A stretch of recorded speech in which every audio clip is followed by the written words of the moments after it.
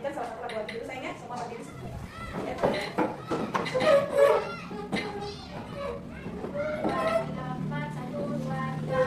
Indonesia, tanah airku, tanah tumpah darahku. Di sanalah aku berdiri, jadi pandu ibuku. Indonesia, kebangsaanku. Dengarkan bunyinya ABBD. ABBD. Sebenarnya mundur, Mundur, mundur, mundur, maju, maju. ABBD. ABBD. Sebaliknya, Sebaliknya, maju, mundur, maju, mundur, mundur, maju, mundur. maju.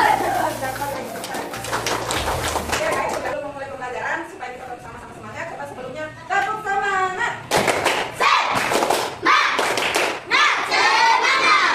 Baiklah, sebelum hari ini kita akan belajar tentang berpikir secara komputasional. Ada yang pernah dengar apa itu berpikir secara komputasional? Ada yang pernah dengar? Dengar? Oke, baik. Sebenarnya berpikir secara komputasional itu sudah biasa kita lakukan sehari-hari. Cuman kita nggak tahu, kita nggak sadar kalau itu kita sudah berpikir secara komputasional. Ya. Contohnya kita ketika di rumah, guru tanya dulu, ada yang sudah bisa memasak mie di rumah sendiri? Coba tanya. Hampir semua sudah bisa. Lihat, belum bisa masak sendiri, belum. Selama ini kalau masak mie siapa yang masak? Nenek yang tinggal rumah kan bisa ada yang tidak tahu, guru tanya nanti ya. Oke, guru mau tanya dulu yang lain nih. Ada yang bisa nggak masak mie itu sesuai dengan urutannya? Kan saya coba Aira. Pertama rebus air, kemudian masukkan mie, kemudian masukkan bumbu ke piring, kemudian angkat mie, kemudian diaduk, baru bisa kita makan. Oke, itu secara umum sudah pada bisa ya, sudah tahu ya, rata-rata seperti itu ya. Nah, itu salah satu bagaimana kita berpikir secara komputasional di dalam kehidupan sehari-hari. Cuman kita nggak tahu nih, ternyata kita selama ini ada tahu kita sudah berpikir seperti itu. Sebelumnya itu kita mempelajari apa itu komputasional dan tentang mata pelajaran apa sih yang ada di komputasional itu, yaitu kita belajar tentang coding. Ada yang pernah tahu itu coding? Ada yang pernah dengar apa itu coding? Ada yang pernah dengar? Tapi coba ibu guru tanya. Di sini siapa yang sudah bisa main game FF? Coba angkat tangan, pasti sudah bisa semua. Nah, Saat, Sudirman, Fatan, Azhar, si Soazir, Pak Sultan? Nggak mungkin tidak bisa. Kalau yang perempuan, ada yang pernah main game masak-masakan enggak? Siapa aja coba angkat tangan? Sudah bisa semua nih, rata-rata yang perempuan. Dulu saya masih kaku-kaku ya, kalau untuk kecil-kecil langsung bisa. Oke, coba turunkan dulu. Nah, itu semua adanya di mana? Main game itu adanya di mana? Di HP.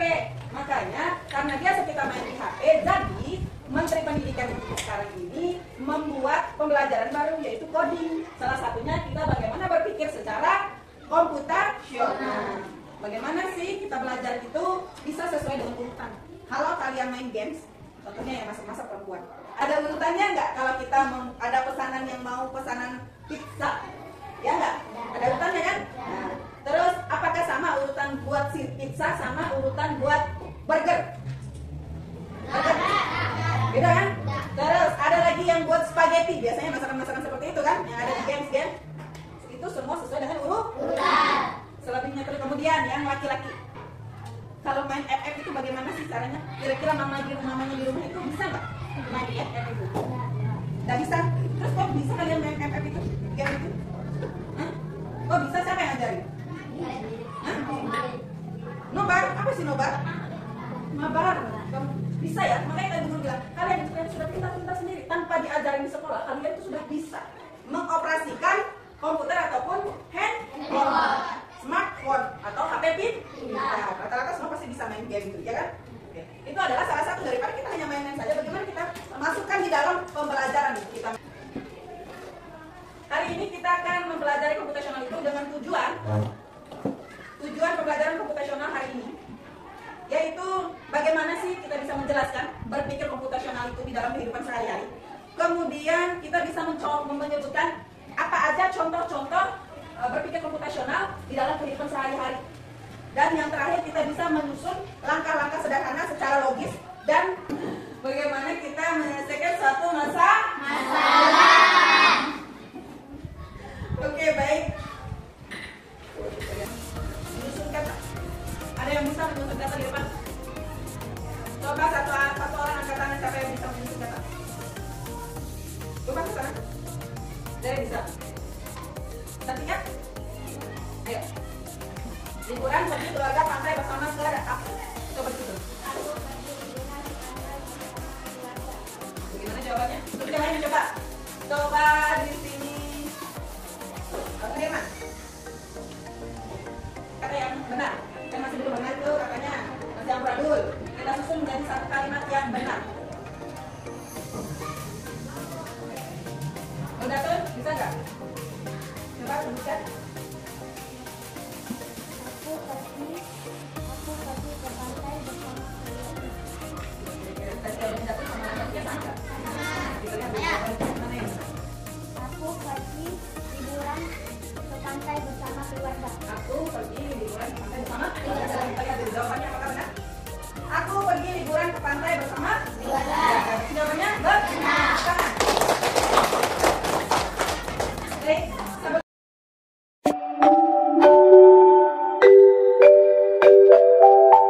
Berpikir komputasional adalah proses berpikir untuk menyelesaikan masalah dengan efektif dan efisien. Dalam ilmu komputer, proses berpikir ini dilakukan sebelum mulai menulis coding atau pemrograman. Jika sudah direncanakan dengan baik, maka coding yang ditulis akan sesuai dengan kebutuhan dan dapat diselesaikan dengan cepat dan tepat. Tapi ternyata berpikir komputasional juga bisa dilakukan tanpa komputer dan tanpa internet loh. Malah sebenarnya kita pun sudah menerapkannya dalam kehidupan sehari-hari. Mulai dari menggosok gigi, mencatat ringkasan pelajaran, hingga menyiapkan tas untuk sekolah besok. Wah, kalau kita sudah bisa menerapkannya setiap hari, berarti kita semua sudah mahir dong. Eits, belum tentu. Contoh-contoh tadi kan menerapkan berpikir komputasional pada masalah yang sederhana. Masih banyak nih masalah yang lebih kompleks, seperti misalnya mengatur keuangan bulanan, apa yang harus dilakukan kalau kamu tersesat di tempat baru, hingga memilih jurusan dan karir.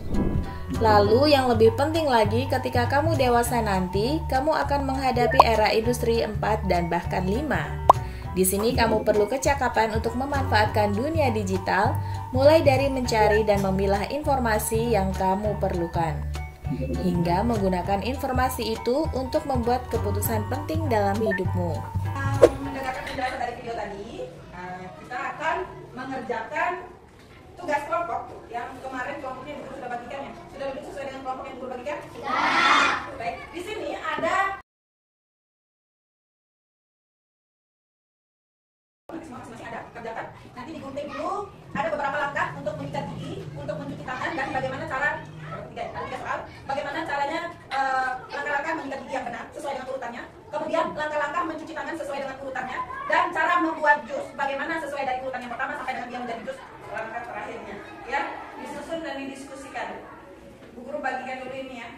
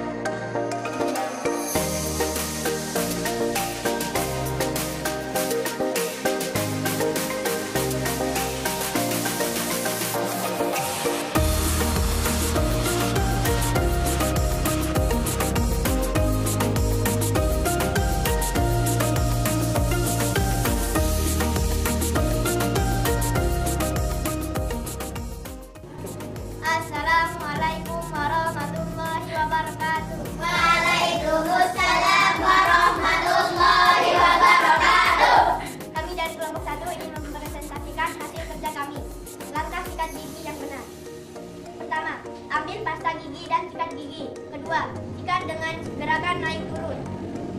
Ketiga, gunakan gerakan memutar. Keempat, sikat permukaan gigi atas. Kelima, sikat permukaan gigi bawah. Keenam, bersihkan bagian lidah. Ketujuh, berkumur dengan air. 8, nikmati senyum bersih senyum gigi yang bersih. Coba mana? Kalau ingin memperhatikan bersihkan hasil kerja kelompok kami. Langkah mencuci tangan yang benar. 1. Basahi tangan dengan air bersih. 2. Aplikasikan sabun ke seluruh tangan. 3. Gosok kedua telapak tangan dengan erat. 4. Fokus pada area sela-sela jari. 5. Bilas tangan dengan air mengalir. Lalu 6. Lalu keringkan tangan. Tangan Anda sekarang bersih. Coba balik dulu kertasnya dilihat. Oke. Dari kelompok 3 ingin mempresentasikan hasil kerja kelompok kami. Cara membuat jus mangga. Pertama, kupas mangga dan potong-potong buahnya. Kedua, masukkan potongan mangga ke dalam blender. Ketiga, tambahkan es batu untuk membuat jus lebih segar. Keempat, tambahkan air matang dan gula pasir ke dalam blender. Kelima, blender semua bahan hingga halus dan tercampur rata. Keenam, tuangkan jus ke dalam gelas dan siap di cara membuat jus mangga. Berikut ini adalah langkah-langkah membuat jus mangga. Urutkanlah langkah-langkah berikut dengan memberikan urutan angka. Kupas mangga dan potong-potong buahnya. Masukkan potongan mangga ke dalam blender. Tambahkan air matang dan gula pasir ke dalam blender. Tambahkan es batu untuk membuat jus lebih segar. Blender semua bahan hingga halus dan tercampur rata. Tuangkan jus ke dalam gelas dan siap dinikmati. Menurutmu, apa saja alat dan bahan yang diperlukan untuk membuat jus mangga tersebut? Alatnya, blender, gelas, dan pisau. Bahan-bahan, air matang, gula pasir, buah mangga, dan es batu. Apa yang terjadi apabila ketika membuat jus mangga tidak sesuai dengan urutan? Jus mangga akan terasa tidak enak. Oke, setelah kita melaksanakan kegiatan kerja kelompok, jadi kalian bisa tahu bagaimana urutan-urutan langkah-langkah menggosok gigi. Kemudian apa lagi? Sama apa lagi? Kemudian kan sebelumnya kita akan melaksanakan yang namanya refleksi. Ada yang tahu apa itu refleksi?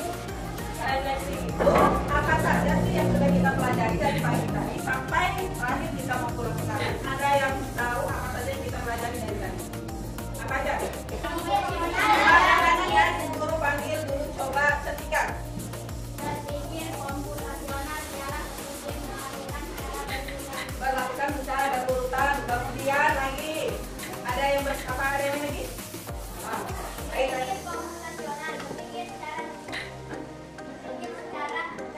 Berpikir secara rasional.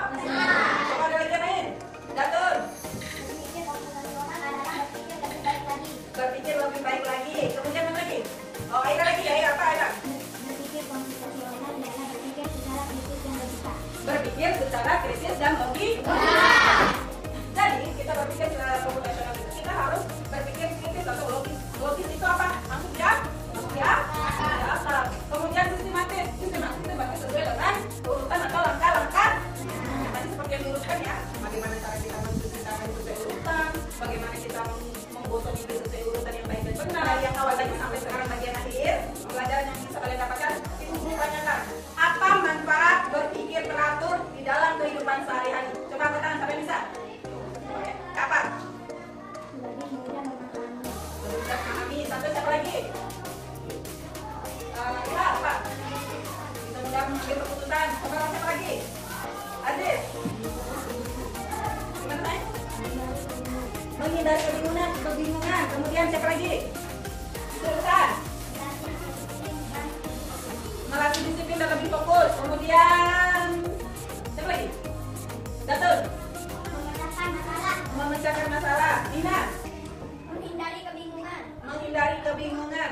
Ya, berarti semua sudah paham ya. Bagaimana sih kita kalau berpikir